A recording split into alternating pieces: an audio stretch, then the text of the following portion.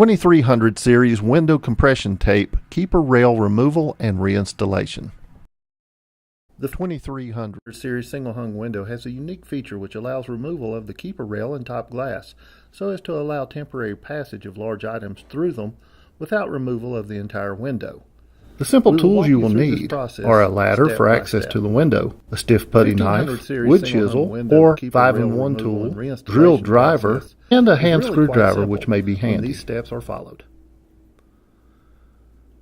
The simple tools you will note the label configuration on this unit.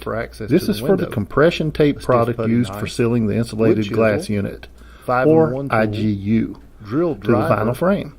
This compression tape only adheres to the IGU. Let's begin by removing the sash. First, raise the operational bottom sash by first unlocking the lock or locks if more than one, and raise the sash approximately 4 to 6 inches.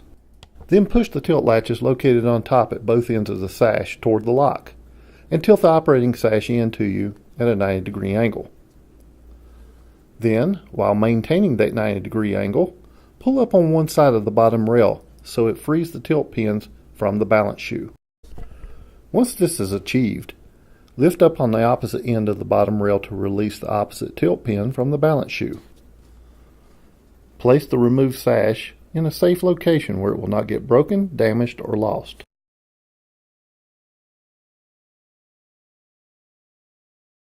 The removal of the glazing bead which secures the glass in the upper portion of the window must be done in the proper sequence to ensure the unit is not damaged, or more importantly, an injury does not occur.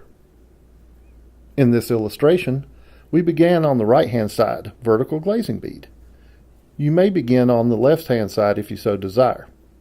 Using a stiff putty knife as seen here, or a 5-in-1 tool, or wood chisel, locate the small seam located between the glazing bead and the frame, and insert your tool into the seam.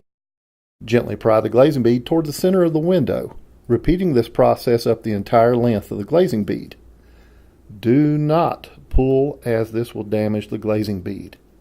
Once the vertical glazing bead is removed, place it with the operating sash where it won't be damaged. Repeat this process on the other side. Note that the vertical glazing bead are mitered on each end. The next step is to remove the bottom glazing bead in the same manner as you did the vertical glazing bead.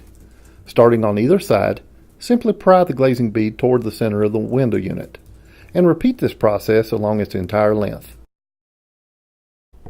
The final step for removal of the glazing bead will be at the top. This is left for last to reduce the risk of the glass falling from the window unit. As before, pry the glazing bead from one end and begin working your way across the entire length, taking care to use your free hand or have someone assist by holding the glass in from the interior side of the window. Safely secure the glazing bead and removal tool temporarily out of the way so both hands can be free for the removal of the top glass. Using both hands, or an assistant, tilt the IGU in at the top. Continue tilting the IGU until you can firmly grasp it in both hands and gently remove it from the frame, taking care not to damage the gasket applied to the exterior surface of the glass, as this is needed when the glass is reset.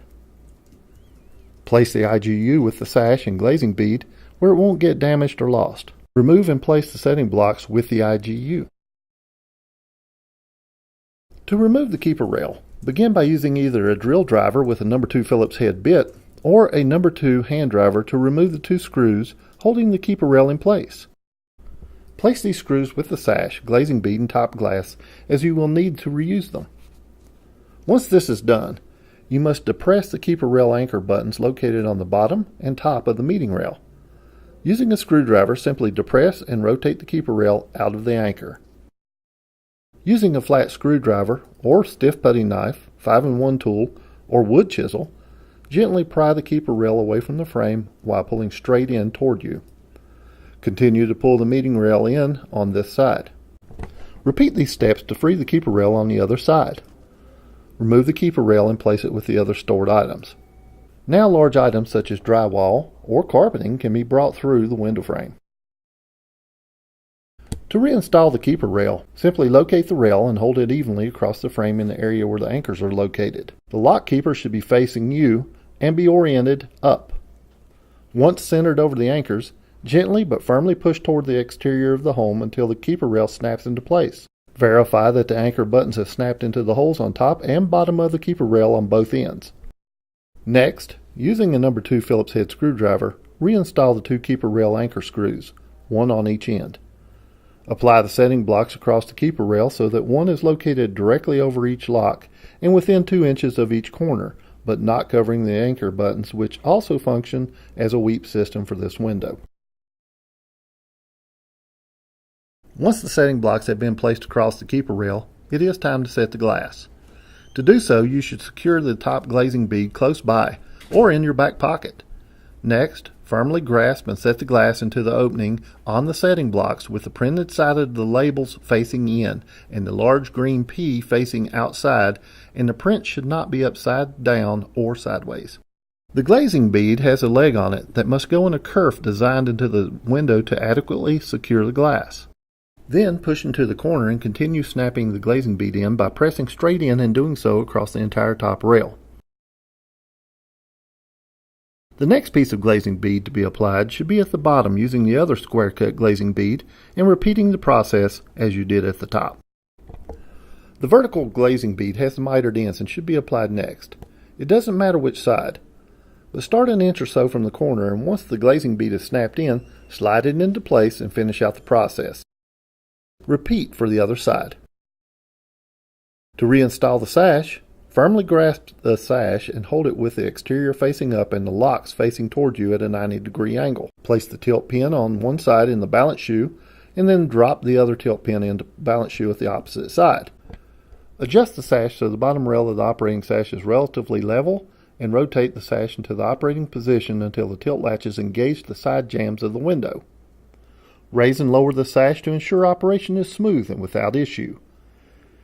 If there are issues, remove the sash and reinstall, verifying the tilt pins are seated in the balance shoes.